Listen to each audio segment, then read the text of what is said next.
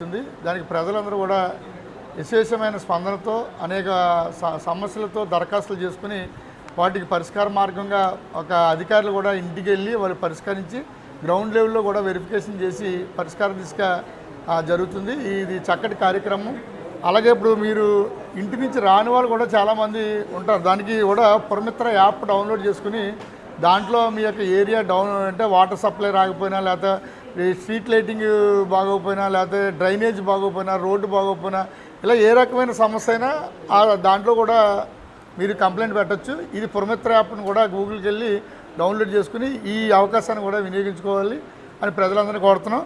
అలాగే వాటర్ సప్లైకి వస్తే ఇప్పుడు వాటర్ సప్లై కూడా సమ్మర్ కనుక వాటర్ని జాగ్రత్తగా వాడుకోవాలి. మనకి ఒక 20 డేస్ వరకు మన సమ్మర్ స్టోరేజ్ ట్యాంకులో నిల్వ ఉంది వాటరు. 20 రోజుల వరకు మనకి వాటర్కి ఇబ్బంది ఏమీ లేదు. కానీ ప్రజలు గమనించవలసింది ఏంటంటే వాటర్ని విపరీతంగా వాడకుండా మీరు సేవ్ వాటర్ అంటే వాటర్ని జాగ్రత్తగా వాడుకుని తాగడానికి మాత్రం ఉపయోగించుకోండి. అది కడగడానికి కానీ మొక్కలకు కానీ వాడకుండా ఓన్లీ డ్రింకింగ్ వాటర్ అంటే డ్రింకింగ్ వాటర్గా ఉపయోగిస్తే మన 20 రోజులు కెపాసిటీ ఉంది కనుక మన ఎస్ఎస్ ట్యాంకు సరిపోతుంది. ప్రజలందరూ కూడా వినియోగించుకోవాలి. తర్వాత ఆల్టర్నేటివ్ 25 రోజుల తర్వాత కెనాల్ వదిలించడానికి కూడా ఆనరబుల్ కలెక్టర్ గారు మేడం గారిని ఎమ్మెల్యే గారిని కూడా రిక్వెస్ట్ చేసి మనం రిక్వెస్ట్ పెడతాం వాటర్ వదలడానికి. ఈ సమస్య పరిష్కారానికి ఇంతటితోటి మీరు సహకరించాలని కోరుతున్నాం.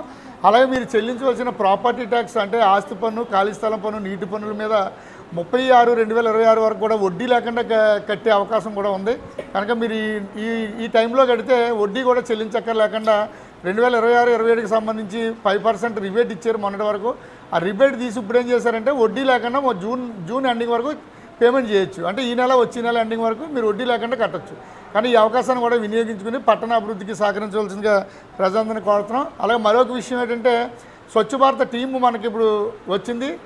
తాడేపల్లిగూడెం పట్టణాన్ని స్వచ్ఛ భారత్లో నెంబర్ 1 ర్యాంకులో నిలబెట్టాలంటే ప్రజల చేతిలో 2500 మార్కులు ఉన్నాయి. మీ పబ్లిక్ ఫీడ్బ్యాక్ పాజిటివ్గా ఇచ్చి ఈ పట్టణాన్ని స్వచ్ఛ భారత్ ర్యాంక్ సాధించడానికి మీ సహకారం అందించవలసిందిగా ప్రజలందరినీ కూడా కోరుతున్నాం. ఇట్లు కమిషనర్ తాడేపల్లిగూడెం పురపాలక సంఘం.